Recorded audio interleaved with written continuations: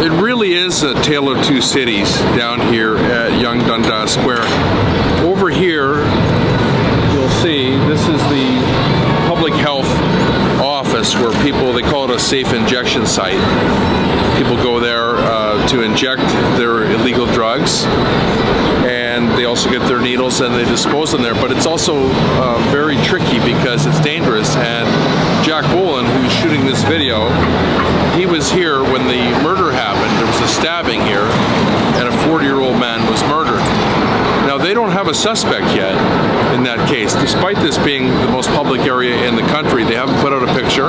They're working on the case, which means that everybody here is a potential danger. There's somebody armed and dangerous that has killed somebody. Of course, it's already dangerous because you can tell from talking to the people and watching the people that they're really struggling with addictions. A lot of them don't even know where they are. It's almost like a zombie land in some ways. And yet on this side, you've got the biggest tourist area.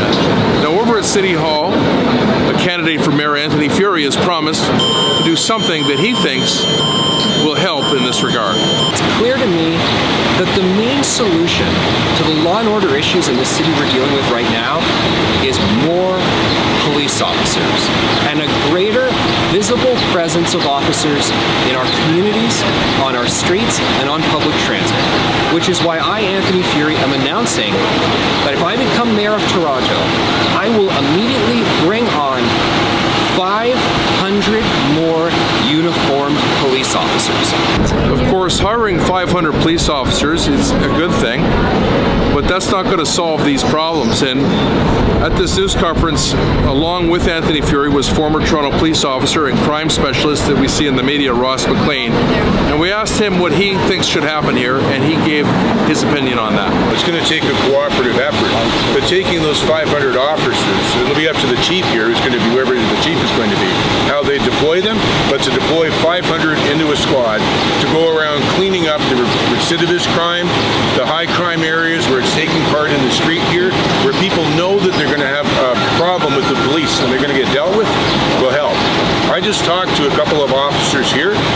They said they feel like they make no difference. They come out every day, they work hard, they care, they're trying to do the best, and it's the exact same or worse when they're out the next day. And Anthony Furey, in addition to the 500 police officers, has also announced another initiative dealing with this very problem right over here. I announced several weeks ago that as mayor, I will be phasing out the drug injection sites that are fueling so much of the chaos we see in our downtown and all throughout the city, replacing them with treatment centers.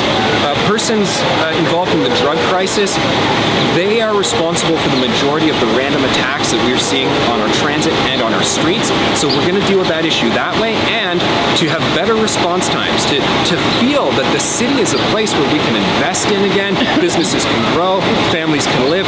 We need a greater visible police presence. There's nothing normal or acceptable about innocent people being murdered in public spaces or anywhere. We've had far too much of it. We've had a 16-year-old murdered in the subway. We've had older people that have been knocked down and murdered.